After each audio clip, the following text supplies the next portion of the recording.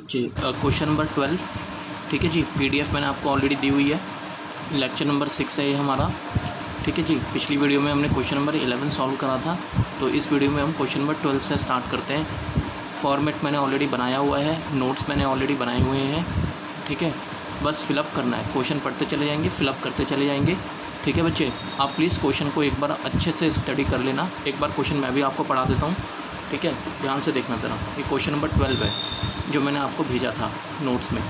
तो इसमें लिखा हुआ है the following balances appeared in the books of मेरा भारत महान लिमिटेड, मेरा भारत महान लिमिटेड एज ऑन 31 मार्च 2017, ठीक है बच्चे। आपको डेबिट बैलेंस, आपको पता है डेबिट बैलेंस दो चीज़ों के होते हैं। एक तो ये डेबिट बैलेंस आपके एक्सपेंसेस के होंगे या फिर ये एसेट्स के होंगे।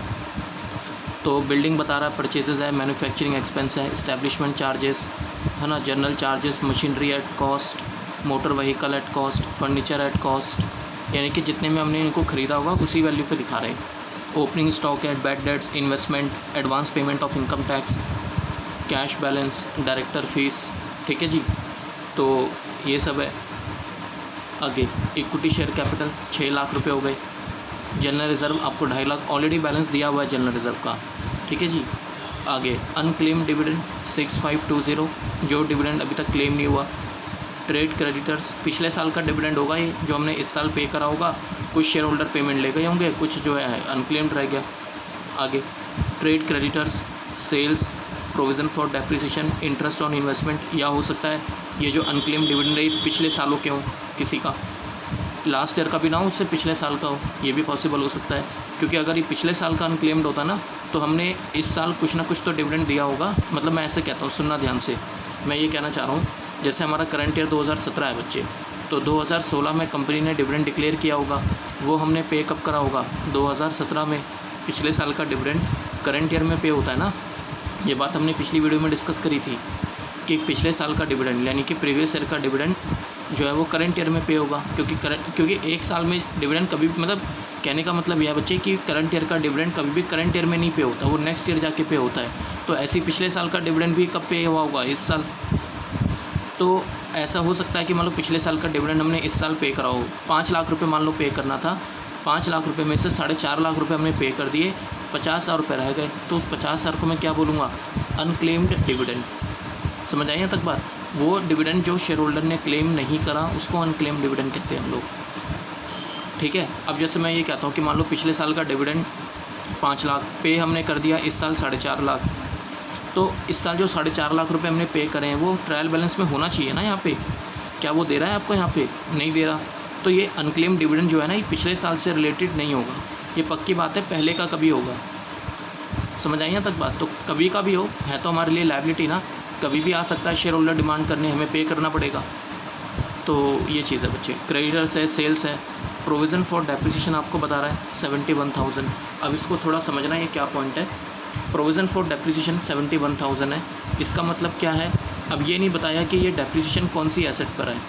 अब ध्यान देना, हमारे पास एसेट्स कौन कौन सी है। एक तो मशीनरी आपको बता रहा है at cost 2 lakh rupees, motor vehicle at cost 30,000, furniture at cost 5,000 रुपये। तो टोटल मिला के 2,35,000 रुपये की हमारे पास फिक्स एसेट है। और ये नहीं बता रहा कि वो डेप्रिसिएशन किस चीज़ के ऊपर है, कौन सी एसेट के ऊपर है। तो हम ये एज्यूम कर लेंगे बच्चे कि सबों के ऊपर होगा। ये जो 2,35,000 रुपये की आपके पास एसेट आ रही है, ये डेप्रिसिएशन 71,000 का इन तीनों एसेट्स के ऊपर होगा। और एक बात और, ये कॉस्ट का मतलब समझते हो क्या होता है। कॉस्ट का मतलब होता है कि जितने में हमने उसको ख़रीदा होगा उसी वैल्यू पे नज़र आ रही है। यहाँ पर हमने क्या करा है कि जो हर साल डेप्रिसिएशन चार्ज होता है, वो डेप्रिसिएशन हमने एसेट में से माइनस ना करके अलग से अकाउंट में रिकॉर्ड कर रखा है प्रोविज़न के नाम से। ये अकाउंटिंग आपने सीखी होगी बच्चे फाइनेंशियल अकाउंट्स में। आपका फर्स्ट सेमेस्टर या फर्स्ट ईयर में डेप्रिसिएशन का चैप्टर है, तो उसमें पढ़ाते हैं ये सारी बातें। तो खैर चलो जो भी है। फिर है इंटरेस्ट ऑन इन्वेस्टमेंट 8540, इतना इंटरेस्ट में रिसीव हो चुका है। सरप्लस अकाउंट, सरप्लस मतलब P&L का डेबिट बैलेंस आपको ऑलरेडी दे रखा है। ओपनिंग बैलेंस है 16,840। Staff provident fund, provident fund आ गया बच्चे, ये हमारी नॉन करंट लायबिलिटी होती है। पता ना ये बात मैंने आपको बताई थी पूरी बैलेंस शीट जब समझा रहा था। तो कि प्रोविडेंट फंड जो होता है वो हमारा नॉन करंट लायबिलिटी में लॉन्ग टर्म प्रोविज़न की हेडिंग में आता है। समझ आए यहाँ तक। तो आप लॉन्ग करंट लायबिलिटी में एक लॉन्ग टर्म प्रोविज़न की हेडिंग बनाओगे। तो बच्चे अगर आप थोड़ा सा ध्यान दो ना इस क्रेडिट साइड में, क्रेडिट बैलेंस में, तो आप ये देखो इसमें ना तो कोई लोन दे रखा, ना इसमें कोई आपका डिबेंचर दे रखा, ना कुछ दे रखा। तो लॉन्ग टर्म बोरोइंग्स तो नहीं दी हुई मेरे हिसाब से, तो मैं लॉन्ग टर्म बोरोइंग्स का कॉलम नहीं बनाऊंगा। ये बात मैंने पिछली वीडियो में समझाई थी आपको। मैं सिर्फ उतने ही कॉलम बना के चल रहा हूँ क्योंकि मैं क्वेश्चन पूरा पढ़ चुका हूँ, तो मैंने सिर्फ उतने ही कॉलम बनाए हैं जितने रेलिवेंट है। ठीक है बच्चे, तो आप भी उसी हिसाब से करना ये चीज़ है।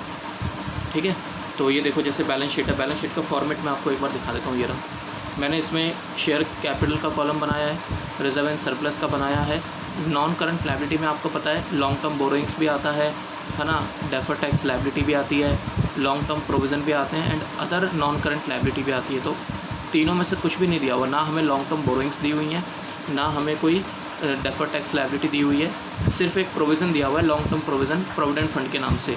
तो उस प्रोविडेंट फंड को रिकॉर्ड करने के लिए मैंने लॉन्ग टर्म प्रोविज़न का कॉलम बना दिया। समझ रहे हो आप यहाँ तक? तो ऐसी करंट लायबिलिटी में 4 चीज़ें रिकॉर्ड होती हैं। एक शॉर्ट टर्म बोरोइंग्स, वो नहीं दिया हुआ क्वेश्चन में तो मैंने नहीं बनाया। ट्रेड पेबल दे रखा है क्वेश्चन में, क्रेडिटर्स वगैरह, तो मैंने बना दिया। अदर करंट लायबिलिटी के पॉइंट दिए हुए हैं वो मैंने बना दिया। तो ये चीज़ें हैं, तो मैंने सिर्फ उतनी चीज़ें बनाई। अब जैसे नॉन करंट एसेट्स है बच्चे, ये देखो नॉन करंट एसेट में टेंजिबल फिक्स एसेट यानी कि property plant and equipment, non current investment आ गई।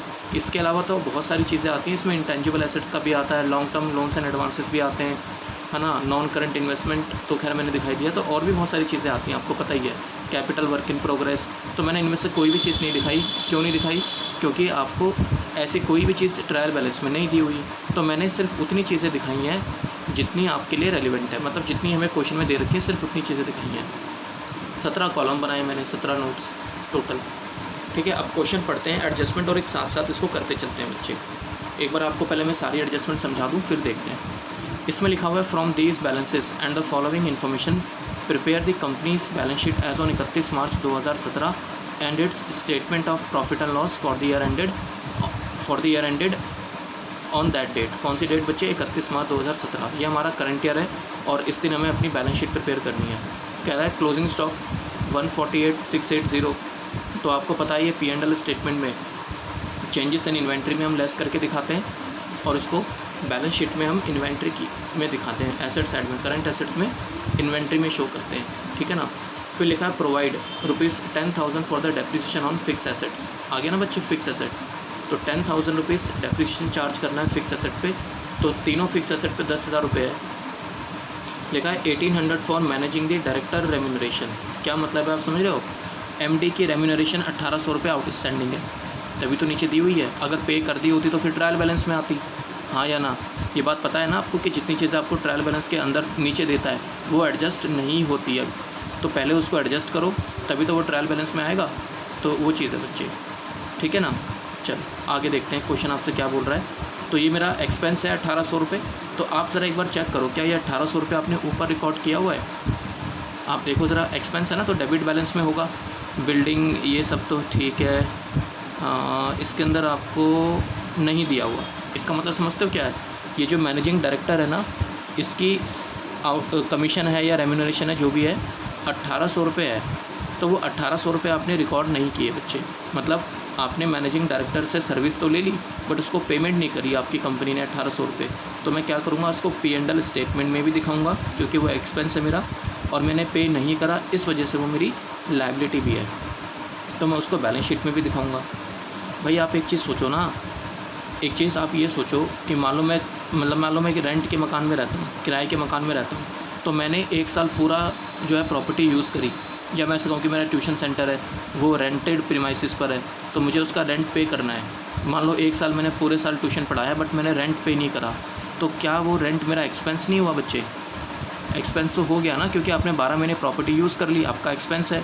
तो अगर वो एक्सपेंस है तो वो P&L स्टेटमेंट में जाएगा, हाँ या ना? ठीक है ना। तो P&L स्टेटमेंट इसको रिकॉर्ड करेंगे हम। अच्छा, दूसरी बात, आपने पे नहीं करा तो वो आपकी लायबिलिटी भी है, तो फिर वो आपका क्या बोलते हैं, बैलेंस शीट में भी जाएगा, करंट लायबिलिटी की हेडिंग में। समझ रहे हो ना मैं क्या बोल रहा हूँ? भाई कोई भी एक्सपेंस जो आपने पे नहीं करा तो वो आपका एक्सपेंस भी तो है, पे नहीं करा जिस वजह से वो आपकी लायबिलिटी भी बन गई, है ना। Accrual concept. फिर आगे कहता है 6200 रुपये company's contribution to staff provident fund. मतलब 6200 रुपये कंपनी यानी कि कंपनी खर्च कर रही है स्टाफ के प्रोविडेंट फंड के लिए। तो तो बताओ ज़रा, क्या मैं ये कह सकता हूँ ये एम्प्लॉयज़ बेनिफिट एक्सपेंसेस है? ये बात मैंने डिस्कस करी हुई है जब मैंने आपको P&L स्टेटमेंट समझाया था कि भाई मैंने एक लाइन बोली थी कि कंपनी या एम्प्लॉयर अगर अपने मेंबर के लिए एम्प्लॉय के लिए एक भी रुपया खर्च करता है, किसके लिए? एम्प्लॉय के लिए, तो उसको हम एम्प्लॉयज़ बेनिफिट एक्सपेंसेस में काउंट करते हैं बच्चे। ठीक है, तो 6200 रुपये हम किस में दिखाएंगे? एक तो P&L स्टेटमेंट में, ठीक है, क्योंकि कंपनी के लिए एक्सपेंस है, और ये 6200 रुपये मैं बैलेंस शीट में भी लेके जाऊंगा। क्यों बच्चे? क्योंकि ये प्रोविडेंट फंड का पैसा हर साल पे नहीं होता। मतलब कंपनी तो अपनी तरफ से पैसा डाल देती है प्रोविडेंट फंड में, लेकिन ये पैसा एम्प्लॉय को पे नहीं किया जाता। एम्प्लॉय को ये पैसा पे होता है रिटायरमेंट के टाइम पर। जब भी वो कंपनी छोड़ के जाएगा तो उसके फ़ंड का पैसा जितना बनता होगा कंपनी उसको पे करेगी। तो ये इसको हम लॉन्ग टर्म प्रोविज़न में दिखाते हैं 6200 रुपये। तो मैं लॉन्ग टर्म प्रोविज़न में कितना दिखाऊंगा? एक तो ये स्टाफ प्रोविडेंट फंड जो 37,500 मैंने ऑलरेडी रिकॉर्ड किया हुआ है, प्लस 6200 रुपये, है ना। तो टोटल हो गया आपका 43,700, ठीक है ना। और ये 6200 रुपये फिर P&L में भी जाएंगे एम्प्लॉयज़ बेनिफिट एक्सपेंसेस में, क्योंकि खर्चा है कंपनी के लिए। तो इसके बाद है इंटरेस्ट एक्रूड ऑन इन्वेस्टमेंट के ऊपर इंटरेस्ट एक्रूड है 2750 रुपये का, मतलब इनकम आउटस्टैंडिंग है। तो भाई इनकम आउटस्टैंडिंग एक तो इनकम में ऐड करेंगे, ये रहा 2750। इंटरेस्ट ऑन इन्वेस्टमेंट कितना है बच्चे? 8540 है। तो जब मैं P&L स्टेटमेंट में इसको दिखाऊंगा तो 8540 प्लस 2750, क्योंकि ये रिकॉर्ड नहीं हुआ ना।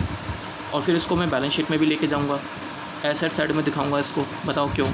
क्योंकि कोई भी इनकम अगर आउटस्टैंडिंग होती है तो वो एसेट्स बनती है आपकी, ठीक है बच्चे। इसके बाद है provision for 50,000 for taxes. Provision for tax दिया हुआ है प्रोविज़न फॉर टैक्स बनाना है आपने 50,000 रुपये का, for taxes in respect of profit for the 16-17, ठीक है। आगे देखो क्या पॉइंट लिखा हुआ है बच्चे, पॉइंट नंबर ई देखो, इसमें लिखा हुआ है the board of director propose a final dividend at the rate of 8% after transfer to general reserve 30,000। मुझे ये बताओ ये कौन से साल का है? करंट ईयर का है, क्योंकि ईयर आपको नहीं दिया हुआ, और वैसे भी बोर्ड ऑफ डायरेक्टर ने प्रपोज़ करा है बच्चे। क्या ये फाइनलाइज हो गया? नहीं हुआ बच्चे, फाइनलाइज ये नहीं हुआ। तो ये प्रपोज डिविडेंड है, इसको हमें लायबिलिटी नहीं मानना होता, इसका कुछ नहीं करना। करंट ईयर का है, इसको हमें इग्नोर करके चलना होता है। तो प्रपोज डिविडेंड अगर प्रीवियस ईयर का होता तो मैं उसको कंसिडर कर लेता, ठीक है, उसको मैं पे करके दिखाता। लेकिन ये इस साल का प्रपोज डिविडेंड है तो ये अगले साल पे होगा, नेक्स्ट ईयर। तो जब पे होगा तब रिकॉर्ड करेंगे, आज हम इसको लायबिलिटी नहीं मानते। प्लीज़ ध्यान से समझना मेरी बात, करंट ईयर का प्रपोज डिविडेंड हमें इग्नोर करना होता है, ठीक है। लेकिन क्वेश्चन कह रहा है डिविडेंड हमने पे करना है 8% after transfer to the general reserve 30,000। ये एंट्री आप करना चाहते हो कर सकते हो, क्योंकि कंपनी रिजर्व में पैसा ट्रांसफ़र करती है, ठीक है। तो ये एंट्री आप करना चाहो कर सकते हो कि कंपनी ने 30,000 रुपये का प्रॉफिट से पैसा निकाला और रिजर्व में ट्रांसफ़र कर दिया, ये कर सकते हो आप। फिर आगे लिखा है कॉर्पोरेट डिविडेंड टैक्स को इग्नोर करो, ठीक है बच्चे। आगे देखो क्या लिखा है, लिखा है a claim of ₹2500 for workman compensation is being disputed by company. इसको बच्चे कंटीजेंट लायबिलिटी कहते हैं, ये बैलेंस शीट में नहीं आती, ठीक है, ये कोई एक्चुअल लायबिलिटी नहीं है। कंटीजेंट लायबिलिटी क्या होता है मैं देखता हूँ लेक्चर के एंड में या नेक्स्ट वीडियो में मैं आपको बता दूंगा what is the meaning of contingent liability, ठीक है ना। आई होप आपको बात समझ आई हो यहाँ तक। नेक्स्ट पॉइंट देखो क्या लिखा है, ऑथराइज कैपिटल है 80,000 रुपये, 10 रुपये की है कि 8 लाख। तो इसका तो खैर हमें कोई काम नहीं होता, हमें तो कैपिटल से काम होता है, पेड अप कैपिटल से। और ये लिखा हुआ है इशू कितनी करे कंपनी ने 60,000, 10 रुपये का एक है तो 6 लाख रुपये हो गए, यही मेरी पेड अप कैपिटल है ना। ऑथराइज का कुछ नहीं करना होता मुझे। तो करते हैं बच्चे सॉल्व इसको। आप क्वेश्चन को फॉर्मेट मैंने ऑलरेडी बनाया हुआ है, अब फटाफट मैं इसको फिलअप कर देता हूँ बस, ठीक है बच्चे। मैं फटाफट इसको फिलअप करता हूँ।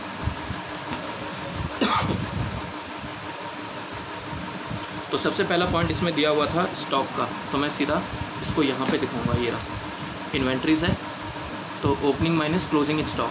तो क्लोजिंग स्टॉक तो आपको 148,680 दिया हुआ है, और ओपनिंग स्टॉक अगर आप ट्रायल बैलेंस पढ़ोगे तो ट्रायल बैलेंस में आपको दे रखा है ओपनिंग स्टॉक 172,050, 172,050 माइनस 148,680, तो ये 23,370 आ रहा है। तो मैं यहाँ दिखा देता हूँ 23,370, ठीक, ये चीज़ हो गया। और क्लोजिंग स्टॉक आपको पता है बैलेंस शीट में भी जाता है, तो उसको मैं इन्वेंट्री में दिखाऊंगा बैलेंस शीट में। और इन्वेंट्री ये रही करंट एसेट्स। तो करंट एसेट्स में इन्वेंट्री नोट नंबर 13 में दिखाऊंगा।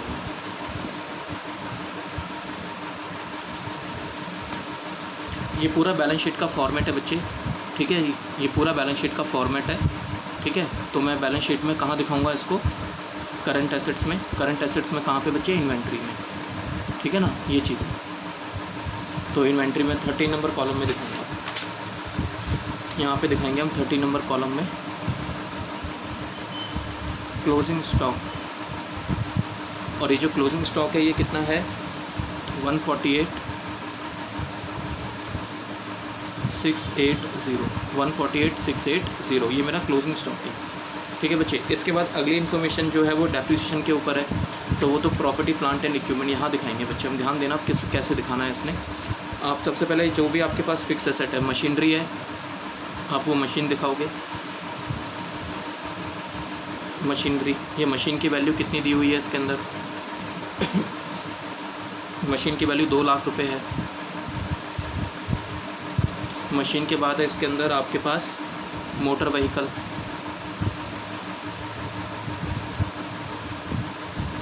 और जो मोटर व्हीकल है वो आपका 30,000 है। फिर है फर्नीचर,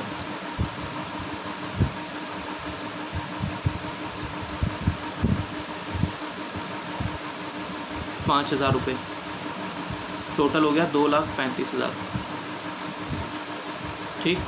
इसमें से मैं माइनस करूँगा प्रोविज़न फॉर डेप्रिसिएशन, ठीक है बच्चे। तो पहले से कितना है, 71,000।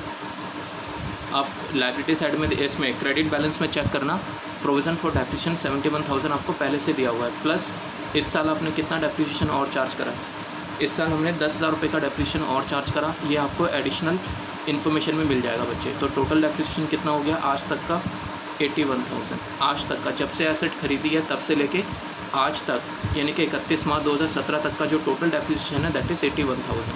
इसको आप लेस करो तो आपके पास नेट फिगर आ जाएगी आपकी एसेट्स की। इसको हम बैलेंस शीट में शो कर देंगे बच्चे। 2,35,000 माइनस 81,000, तो ये 1,54,000 आ जाएगा, 1,54,000, राइट। और जो हमने डेप्रिसिएशन इस साल चार्ज करा है 10,000, उसको हमें P&L स्टेटमेंट में भी दिखाना है, क्योंकि ये ट्रायल बैलेंस के अंदर दिया हुआ है तो ये ऑलरेडी चार्ज हो चुका होगा। हमें 10,000 दिखाना है, और इसको हम किस में दिखाएंगे बच्चे, आपका डेप्रिसिएशन एंड एमोटाइजेशन वाली हेडिंग में। यहाँ दिखाएंगे डेप्रिसिएशन ऑन फिक्स एसेट्स, जो कि हमें 10,000 इस साल का चार्ज करना है, ठीक है। नेक्स्ट पॉइंट इसके ऊपर दिया हुआ है बच्चे, 1,800 रुपये फॉर मैनेजिंग डायरेक्टर।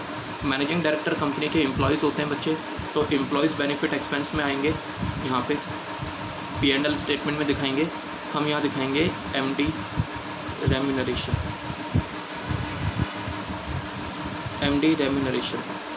और ये MD रेम्यूनरेशन कितना दिया हुआ है आपको, 1,800 रुपये।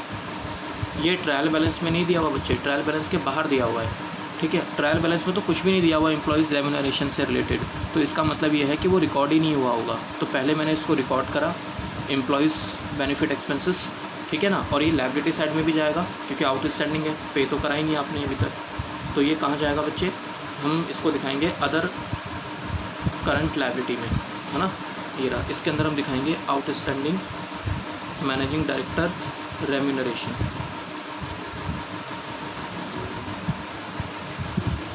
1,800 रुपये, ये चीज़ होती है, ठीक है बच्चे।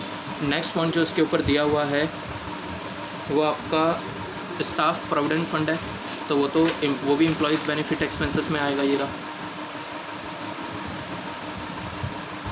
एम्प्लॉयर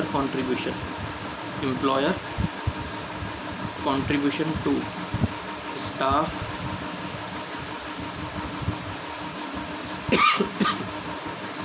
स्टाफ प्रोविडेंट फंड, ठीक है जी। और ये कंट्रीब्यूशन कितना है, अब क्वेश्चन पढ़ोगे तो 6,200 रुपीज़ कॉन्ट्रीब्यूशन है।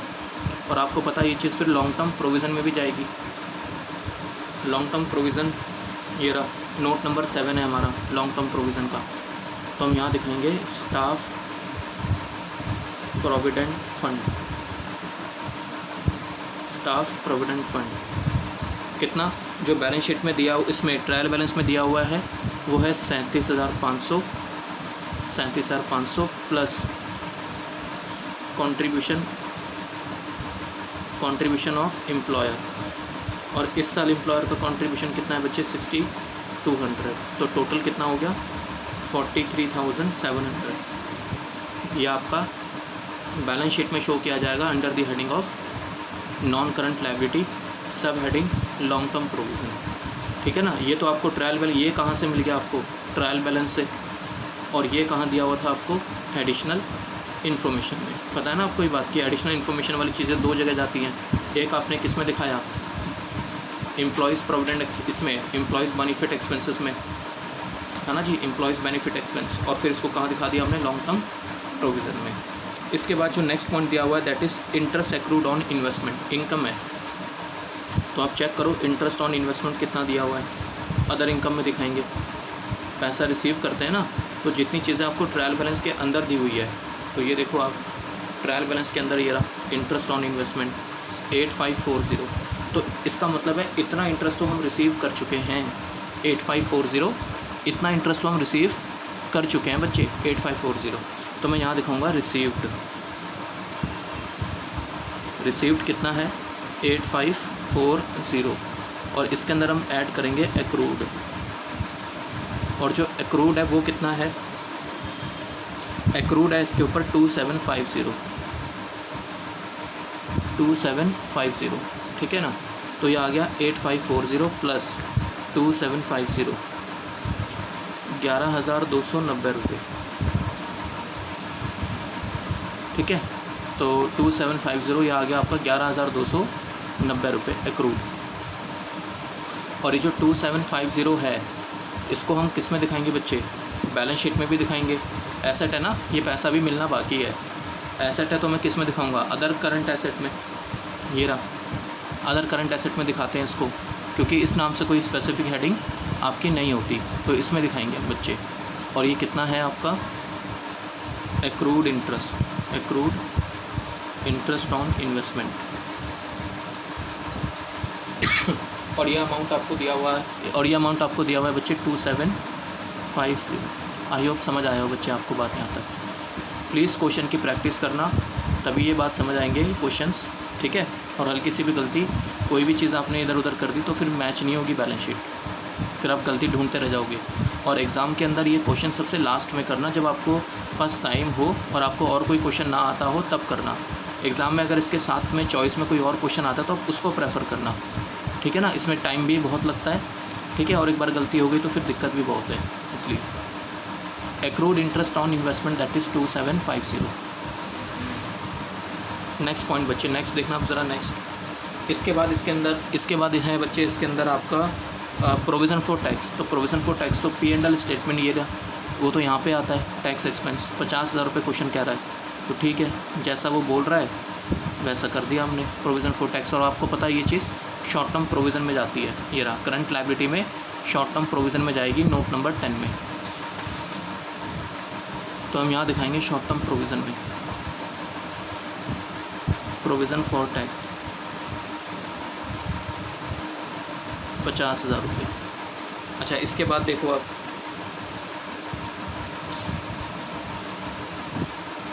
इसके बाद बच्चे वही डिविडेंड वाला पॉइंट है, तो वो तो आप इग्नोर ही करना, ये रहा।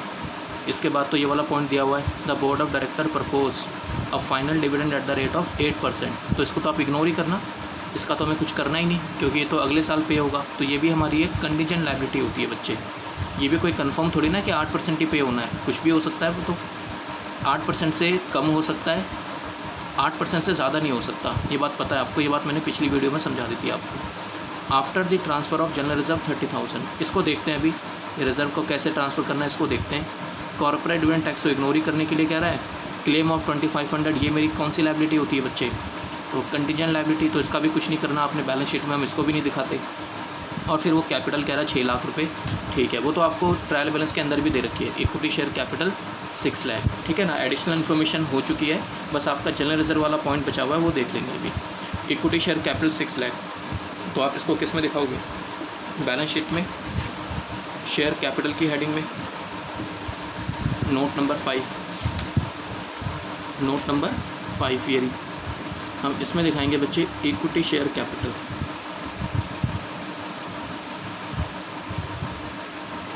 इक्विटी शेयर कैपिटल इस 6 लाख। इसके बाद नेक्स्ट पॉइंट आपको दिया हुआ है बच्चे जनरल रिजर्व, ये ऑलरेडी दिया हुआ है। तो ये तो जनरल रिजर्व किस में आता है बच्चे, रिजर्व एंड सरप्लस में। जनरल रिजर्व इनर कॉलम में दिखाना, क्योंकि हमें कुछ पैसा ट्रांसफ़र भी करना है इस साल, क्वेश्चन ने बोला है ना। वो प्रॉफिट निकाल ले फिर देखते हैं। जनरल रिजर्व कितना दिया हुआ है आपको, 2.5 लाख। तो ऑलरेडी 2.5 लाख रुपये जनरल रिजर्व में पड़े हुए हैं, प्लस ट्रांसफ़र कितना हुआ है इस साल। चलो मैं दिखाई देता हूँ ट्रांसफ़र कितना हुआ है बच्चे। देखो क्वेश्चन में लिखा हुआ था ना कि इस साल ट्रांसफ़र हुआ है 30,000 रुपये, transfer to general reserve, that is 30,000। तो 30,000 रुपीज़ प्रॉफिट से निकाल के जनरल रिजर्व में ट्रांसफ़र कर देंगे।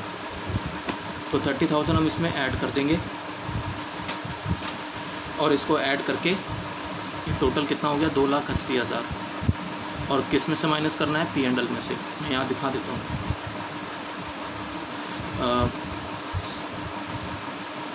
Opening balance in surplus.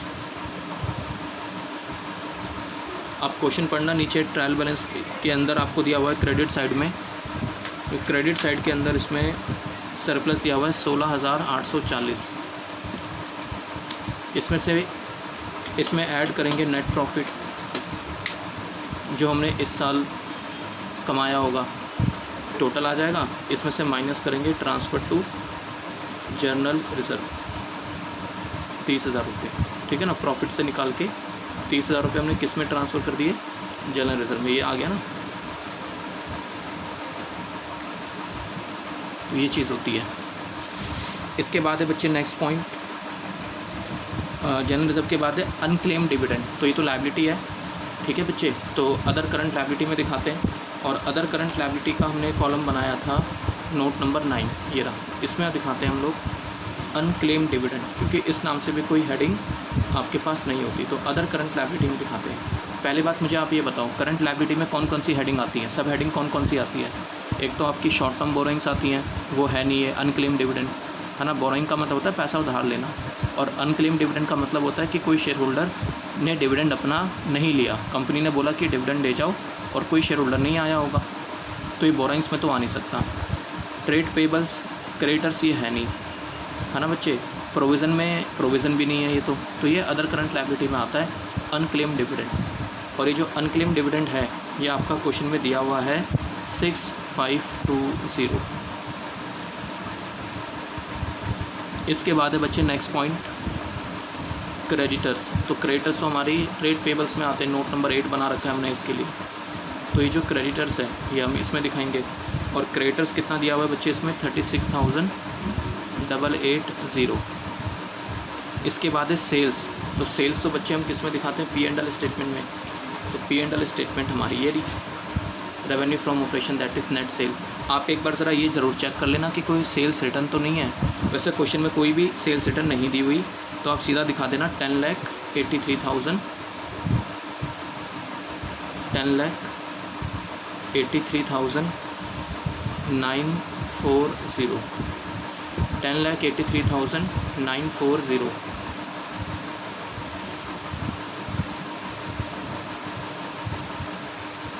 Next sales के बाद आपको दिया हुआ है प्रोविज़न फॉर डेप्रिसिएशन, ये तो हो चुका बच्चे, ठीक है। इसके बाद है इंटरेस्ट ऑन इन्वेस्टमेंट, ये भी हो चुका। सरप्लस ये भी हो गया, हमने दिखा दिया वहाँ पे, ठीक है ना। रिजर्व एंड सरप्लस में दिखा दिया हमने। स्टाफ प्रोविडेंट फंड ये भी हो चुका है, ये हमने लॉन्ग टर्म प्रोविज़न में दिखा दिया है। तो क्रेडिट बैलेंस वाली साइड तो पूरी हो चुकी है। डेबिट बैलेंस में आ जाओ बच्चे आप, ठीक है। बिल्डिंग एट कॉस्ट आपको बता रहा है 1.5 लाख रुपये, ठीक है। बिल्डिंग एट कॉस्ट आपको बता रहा है कितना, 1.5 लाख रुपये। तो इसको हम किस में दिखाएंगे बच्चे, बैलेंस शीट के अंदर, हाँ या ना, ठीक है ना। तो बिल्डिंग हम इसमें दिखाएंगे बच्चे, ये रहा आपका ये रहा, ये जो है ना बच्चे, इसी में दिखाना। एक्चुअली मैंने ध्यान नहीं दिया कि बिल्डिंग भी आपको दे रखी है, तो बिल्डिंग पे भी डेप्रिसिएशन लगता है ना। बिल्डिंग भी हमारी फिक्स एसेट होती है, लैंड के ऊपर नहीं लगता, बिल्डिंग के ऊपर तो लगता है 1.5 लाख, है ना। तो ये टोटल आप लेस कर लो, 1.5 लाख और ऐड कर लो इसमें, तो आपका ये 235, तो ये 385 हो जाएगा।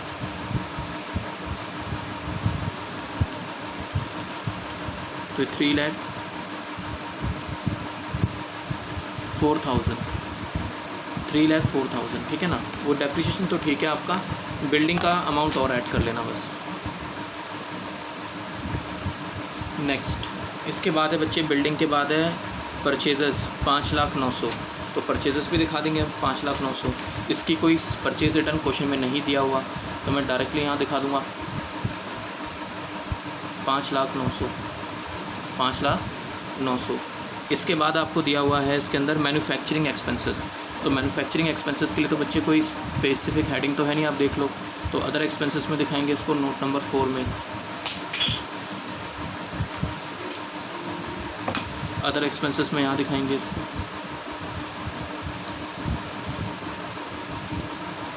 Manufacturing expenses. और मैन्युफैक्चरिंग एक्सपेंसेस इसमें कितना दिया हुआ है, 3,59,000,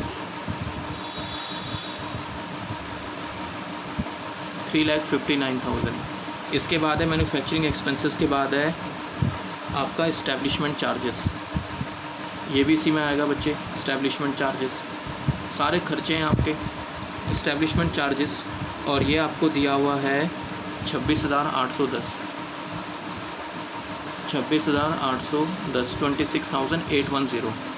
इस्टेब्लिशमेंट चार्जेस के बाद इसमें दिया हुआ है जर्नल चार्जेस, तो जर्नल चार्जेस भी दिखा देना। और जर्नल चार्जेस की फ़िगर इसमें दी हुई है आपको 31,090, 31,090। इसके बाद है बच्चे इसके अंदर आपका मशीनरी एट कॉस्ट, ये तो हमने दिखा दिया। मोटर व्हीकल, फर्नीचर, ये भी हमने दिखा दिया। ओपनिंग स्टॉक भी हमने दिखा दिया। बुक डेट, बुक डेट का मतलब होता है बच्चे debtor, book that means debtors. तो डेटर्स हम किस में दिखाते हैं, ट्रेड रिसीवेबल में, ये रहा उसका कॉलम, नोट नंबर 14। तो यहाँ दिखाएंगे बुक डेट्स, बुक डेट्स। और ये बुक डेट आपको दिया हुआ है 2,23,380, 2,23,380। बुक डेट के बाद है बच्चे इन्वेस्टमेंट। तो इन्वेस्टमेंट आप किस में दिखाते हो, बैलेंस शीट में, ये रही एसेट्स, है ना, non current investment, note number 12। तो नोट नंबर 12 में आप दिखा देना इन्वेस्टमेंट, नोट नंबर 12 ये रहा।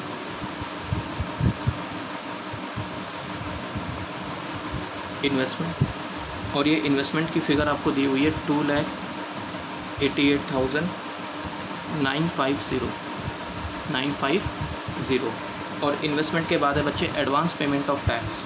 तो इसको तो हम short term loans and advances में दिखाते हैं, ये रहा, आप इसमें दिखा देना एडवांस टैक्स। और ये एडवांस टैक्स कितना है, 50,000 रुपये, ये भी ठीक है आपका। इसके बाद है बच्चे कैश बैलेंस, और जो कैश बैलेंस होता है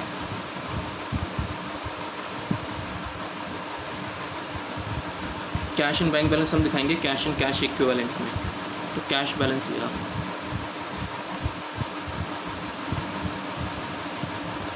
कैश बैलेंस इसमें कितना दिया हुआ है, 72,240, ठीक है बच्चे। फिर इसमें दे रखी है डायरेक्टर फ़ीस। नेक्स्ट पॉइंट इसमें डायरेक्टर फ़ीस है। और बच्चे एक बात ध्यान रखना, अगर लिखा होता है डायरेक्टर रेम्यूनरेशन तो उसको हम एम्प्लॉयज़ बेनिफिट एक्सपेंसेस में दिखाते, क्यों, क्योंकि डायरेक्टर कंपनी के एम्प्लॉयज़ होते हैं और उनको उसके बदले में रेम्यूनरेशन पे करी जाती है, तो वो एम्प्लॉयज़ बेनिफिट एक्सपेंसेस में आता।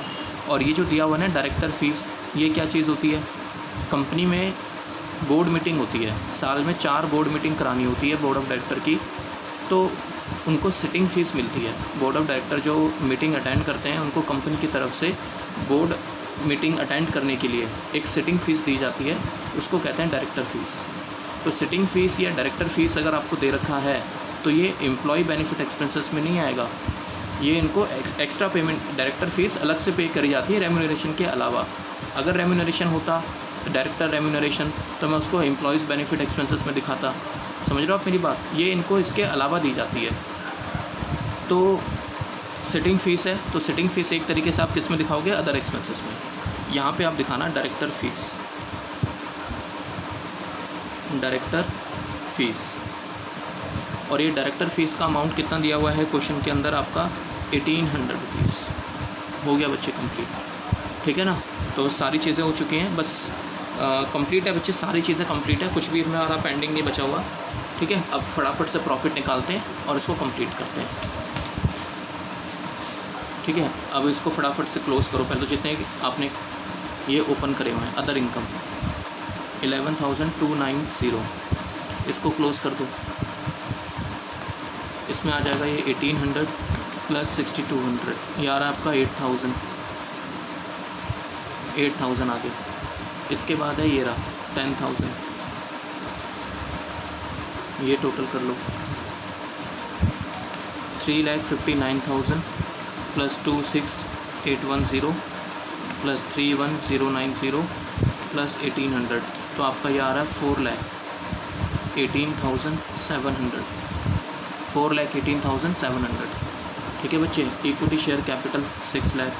चलो पहले नेट प्रॉफिट निकाल लेते हैं ताकि हम अपना रिजर्व एंड सरप्लस का भी कॉलम क्लोज़ कर सकें। ठीक है ना, तो सबसे पहले नोट 1 का टोटल है 11,290, 11,290 रुपये। एम्प्लॉयज़ बेनिफिट एक्सपेंसेस का टोटल है 8,000। क्वेश्चन के अंदर देखो फाइनेंस कॉस्ट नहीं दी हुई थी, डिवेंचर वगैरह कुछ नहीं दिया हुआ था, तो उसकी कोई फाइनेंस कॉस्ट नहीं थी, तो मैंने उसका यहाँ पे कोई भी वो नहीं बनाया नोट। और अगर आप चाहते तो आप ये हेडिंग भी मत दिखाते तो भी चल जाता, क्योंकि आपको क्वेश्चन में फाइनेंस कॉस्ट नहीं दी हुई, तो आप इसको नहीं भी दिखाते ना तो भी चल जाता बच्चे। Depreciation and amortisation note number 3, इसका हम देख लेते हैं। नोट नंबर 3 ये रहा 10,000 आ रहा है, ये 10,000 आ गया आपका। नोट नंबर 4 का टोटल, नोट नंबर 4 का टोटल आ रहा है 4,18,700, 4,18,700। ठीक है ना, इसको भी टोटल कर लो आप, प्रॉफिट निकल जाएगा आपका।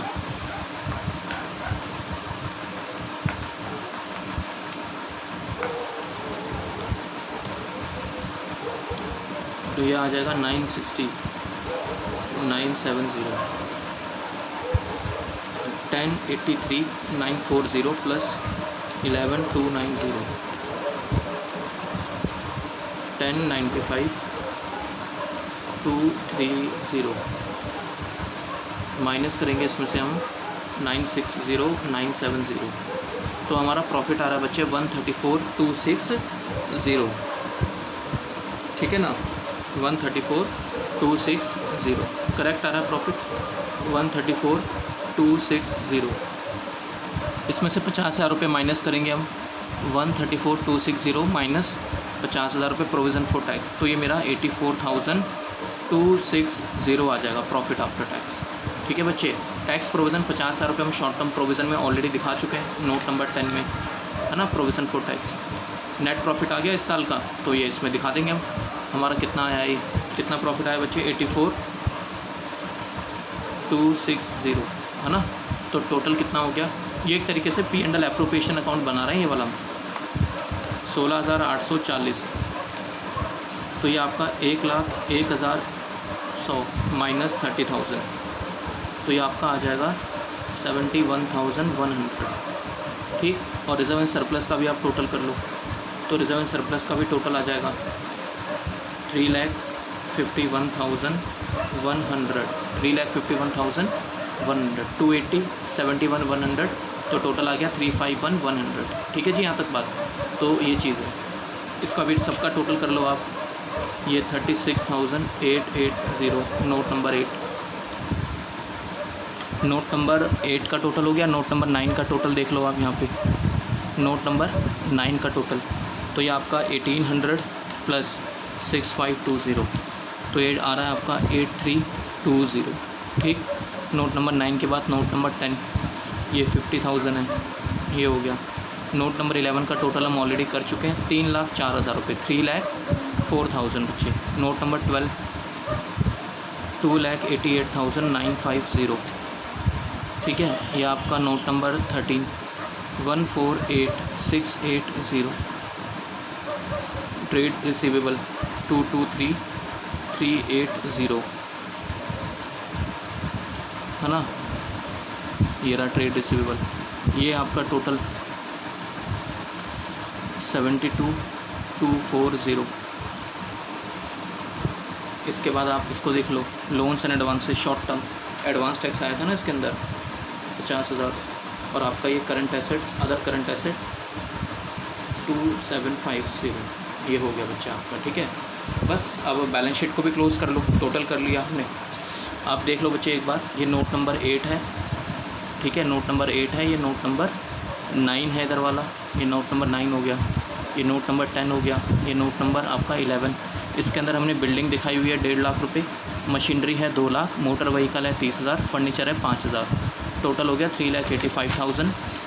और इसमें से प्रोविज़न फॉर डेप्रीशिएशन माइनस करा हमने 81, 71 ऑलरेडी दिखा चुके हैं हम, मतलब 71 का डेप्रीशिएशन ऑलरेडी लग चुका है। 10,000 का हमने इस साल चार्ज करा है, तो ये आपका 81,000 आ गया टोटल, लेस करके आपका 3,04,000 रुपये। ठीक, इन्वेंट्री नोट नंबर 13 का total, note number 12, note number 14 है ना, नोट नंबर 15 आपका आ गया ये रहा, नोट नंबर 16 आ गया 50 और नोट नंबर आपका 17 आ गया। ठीक, चलिए नेक्स्ट। अब बस इसको बैलेंस शीट में दिखाना है, बैलेंस शीट में दिखा देते हैं। कैपिटल का 6 लाख रुपए टोटल आ रहा है, ये रहा शेयर कैपिटल 6 लाख, तो दिखा देते हैं फटाफट। 6 लाख। रिजर्व एंड सरप्लस का जो टोटल आ रहा है वो आ रहा था 351,100, 351,100। नोट नंबर 8 और नोट नंबर 7, नोट नंबर 7 का टोटल है बच्चे 43,700, ये रहा, ये टोटल करना रह गया 43,700।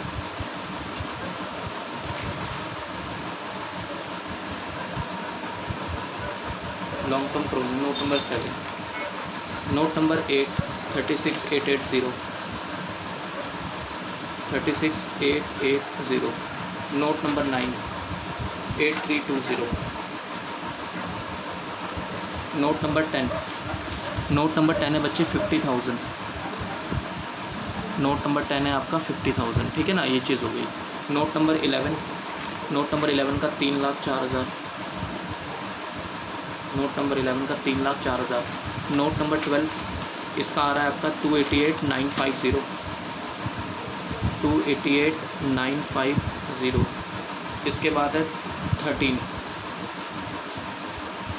करंट एसेट्स में नोट नंबर 13, 14, 15, 16, 17। ठीक है ना, सारे फिलअप करके मैं लिख देता हूँ बच्चे एक बारी में, फिर मैं आपको दिखाता हूँ सीधा। 13 का टोटल है 148,680, 148,680। 14 का है 223,380,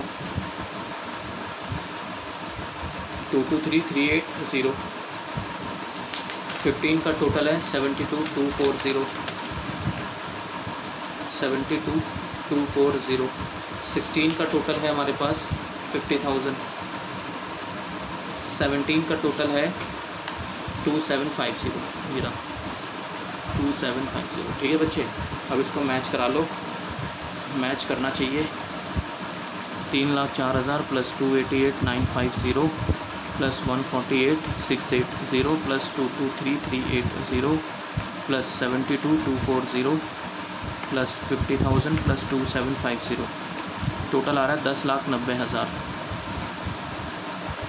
10,90,000 रुपये, 10,90,000। और आपका इसको भी देख लेते हैं, ये टोटल कितना आ रहा है।